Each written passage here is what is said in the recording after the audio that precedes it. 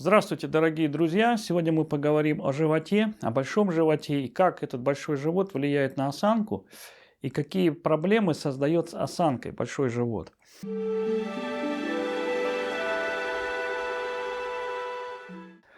Я столкнулся с тем, что не могу убрать собственную сутулость. И также столкнулся с тем, что у некоторых людей очень трудно убрать сутулость. И это связано не с тем, что мышцы укорочены, а имеются дополнительные причины. И вот какие же эти дополнительные причины? И вот этой дополнительной причиной оказался живот, большой живот. Казалось бы, такая вот банальная вещь, как живот, но вот этот вот большой живот способен создать как проблемы в пояснице, так и в шее. И вы никогда не решите этих проблем, не убрав большой живот. Почему я так думаю? Давайте я сейчас все это подробно объясню на рисунках. Итак, и имеем вот такое вот расстояние. Вот это вот прямая мышца живота у нас. Сейчас я ее изображу. Прямая мышца живота. Теперь давайте задумаемся, что происходит с беременной женщиной. У нее растет живот. Но как это сказывается на пояснице? У нее происходит наклон таза вперед. То есть беременная женщина имеет вот такой вот наклон таза вперед. И вот такой вот прогиб в пояснице.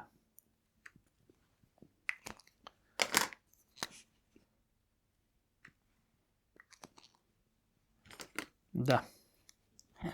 Соответственно, у беременной женщины, как правило, болит поясница. А еще шея. Ну и давайте рассмотрим, почему так происходит. И вот давайте мы сравним вот эти две линии. Вот эта точка лобок, а это мышца, а это грудина. И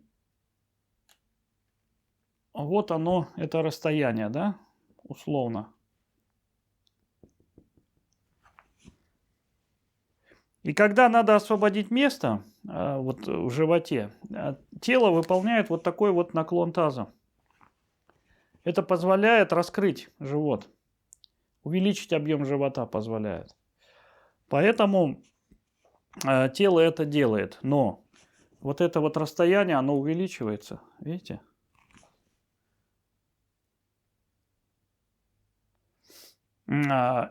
И тогда у нас позвонки становятся в неправильном положении. Они у нас сжаты вот здесь, в пояснице. Это механизм вот такой вот беременной женщины или беременного мужика с таким вот пузом пивным. У них будут проблемы с поясницей, потому что позвонки сжаты.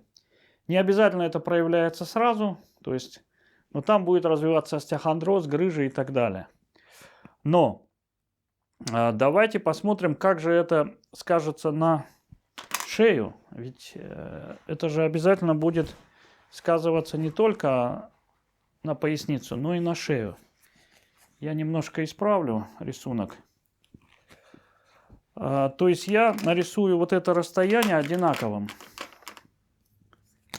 То есть чтобы у нас вот это расстояние, вот этот вот x, он был одинаковый.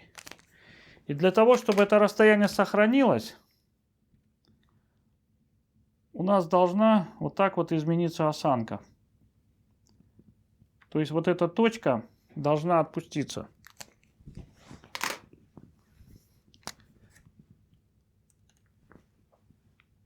Вот.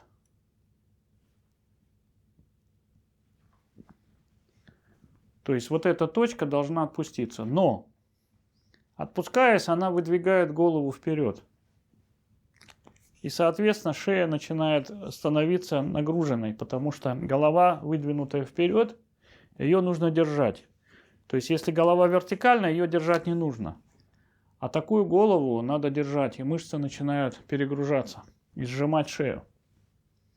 Ну, я об этом уже много рассказывал в своих роликах, но Что здесь происходит? Давайте я еще один сделаю рисунок, более подробный.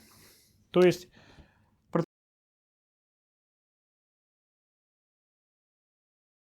предположим, что вот это вот у нас лук, да?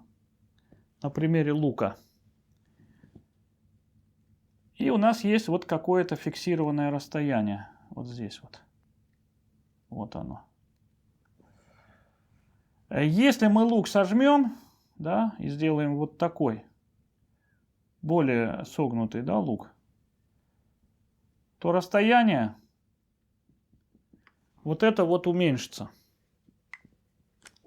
Вот это будет x, а это уже будет y. Ну, я думаю, что это очевидно, да? Поэтому, когда у нас растет живот, расстояние между грудиной, вот эта грудина, а это лобковая кость, оно уменьшается. То есть это то же самое, как если бы у нас укоротилась мышца. Хотя мышца не является укороченной.